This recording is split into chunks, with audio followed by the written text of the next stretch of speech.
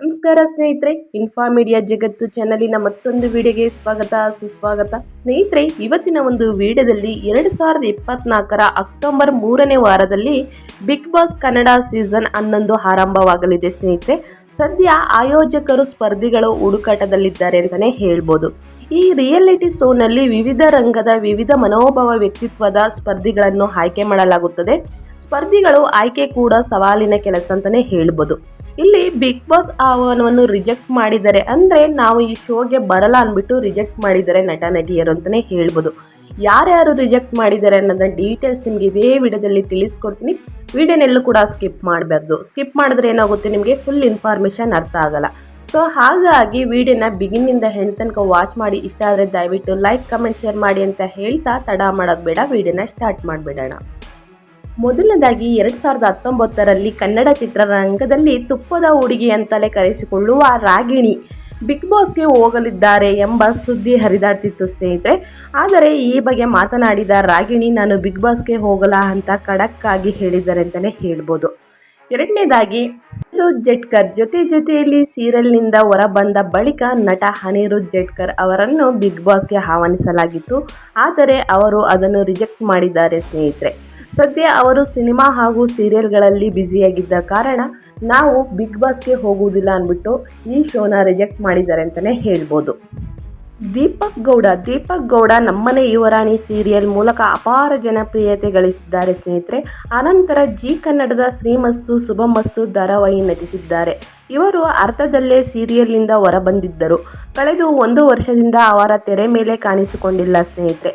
ಈ ಹಿಂದಿನ big boss ಸೀಸನ್ಗೆ Deepak ಅವರನ್ನು ಕಾಂಟ್ಯಾಕ್ಟ್ ಮಾಡಲಾಗಿತ್ತು, ಆದರೆ ಅವರು ಒಪ್ಪಿಕೊಂಡಿಲ್ಲ ಎಂಬ ಮಾಹಿತಿ ಬಂದಿದೆ. ಸೀರಿಯಲ್ ಮೂವಿಗಳಿಂದ ಬ್ಯುಸಿ ಇರುವ ಕಾರಣ ನಾನು ಈ ಸೀಸನ್ಗೆ ಬರುವುದಕ್ಕೆ ಆಗೋದಿಲ್ಲ ಅಂದ್ಬಿಟ್ಟು ತಿಳಿಸಿದ್ದಾರೆ ಸ್ನೇಹಿತರೆ.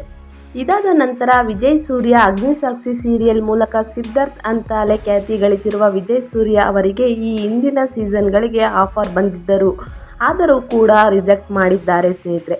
ಸದ್ಯ ಅವರು ಕಲರ್ಸ್ ಕನ್ನಡದಲ್ಲಿ ಹೊಸದಾಗಿ ಆರಂಭವಾಗ್ತಿರುವ ದೃಷ್ಟಿ ಭಟ್ಟು ಧಾರಾವಾಹಿಯಲ್ಲಿ ನಾಯಕನಾಗಿ ನಟಿಸುತ್ತಿದ್ದಾರೆ ಸ್ನೇಹಿತರೆ.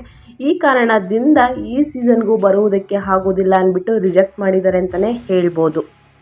ತ್ರಿವಿಕ್ರಮ್ ಅವರು ಕೂಡ ರಿಜೆಕ್ಟ್ ಮಾಡಿದ್ದಾರೆ ಅಂತಲೇ ಹೇಳ್ಬೋದು. ಪದ್ಮಾವತಿ ಧಾರಾವಾಹಿಯಲ್ಲಿ ನಟಿಸಿದ್ದ ತ್ರಿವಿಕ್ರಮ್ ಅವರು ಈ ಹಿಂದೆಯೇ ನನಗೆ ಬಿಗ್ ಬಾಸ್ ರಿಯಾಲಿಟಿ ಶೋಗೆ ಹೋಗುವ ಅವಕಾಶ ಬಂದಿತ್ತು, ಸಿನಿಮಾ ಕಾರಣಕ್ಕೆ ರಿಜೆಕ್ಟ್ ಮಾಡಿದೆ ಅಂತ ಸಂದರ್ಶನವೊಂದರಲ್ಲಿ ಹೇಳಿದ್ದರು. ಈ ಬಾರಿಗೆ ರೂಮರ್ ಕಂಟೆಸ್ಟ್ ಲಿಸ್ಟ್ನಲ್ಲಿ ಇವರು ಸೇರಿದ್ದು ಬಿಗ್ ಬಾಸ್ಗೆ ಎಂಟ್ರಿ ಕೊಡ್ತಾರಾ ಇಲ್ವಾ ಎಂಬುದು ಕಾದು ನೋಡಬೇಕಾಗಿದೆ ಸ್ನೇಹಿತರೆ. ಗಟ್ಟಿಮೇಳೆ ಧಾರಾವಾಹಿಯಲ್ಲಿ ಮೊದಲು ಆರ್ತಿ ಪಾತ್ರಕ್ಕೆ ಬಣ್ಣ ಹಚ್ಚಿದ ಅಶ್ವಿನಿ ಅವರಿಗೆ ಬಿಗ್ ಬಾಸ್ ಆಫರ್ ಬಂದಿತ್ತು ಎನ್ನಲಾಗಿದೆ ಸ್ನೇಹಿತರೆ. ಆದರೆ ವಿಭಿನ್ನ ಪಾತ್ರಗಳನ್ನು ಮಾಡಬೇಕು ಎಂಬ ಆಸೆ ಇಟ್ಟುಕೊಂಡಿರುವ ಅಶ್ವಿನಿ ಆಫರ್ ರಿಜೆಕ್ಟ್ ಮಾಡಿದ್ದಾರೆ ಅಂತಲೇ ಹೇಳ್ಬೋದು. ಧಾರಾವಾಹಿ ಮತ್ತು ಫಿಲ್ಮ್ಗಳಲ್ಲಿ ನಟಿಸುವ ಕಾರಣ ಬಿಗ್ ಬಾಸ್ಗೆ ರಿಜೆಕ್ಟ್ ಮಾಡಿದ್ದಾರೆ ಸ್ನೇಹಿತರೆ.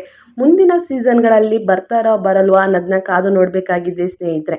ರಜಿನಿ ರಾಘವನ್ ಕೂಡ ಪುಟ್ಟಗೌರಿ ಮದುವೆ ಹಾಗೂ ಕನ್ನಡತಿ ಸೀರಿಯಲ್ ಮೂಲಕ ಪ್ರೇಕ್ಷಕರ ಮನೆ ಗೆದ್ದಿರುವ ನಟಿ ರಜಿನಿ ರಾಘವನ್ ಸಾಕಷ್ಟು ಬಾರಿ ಬಿಗ್ ಬಾಸ್ ಕನ್ನಡ ರಿಯಾಲಿಟಿ ಶೋನಲ್ಲಿ ಭಾಗವಹಿಸಲಿದ್ದಾರೆ ಎನ್ನಲಾಗ್ತಿತ್ತು.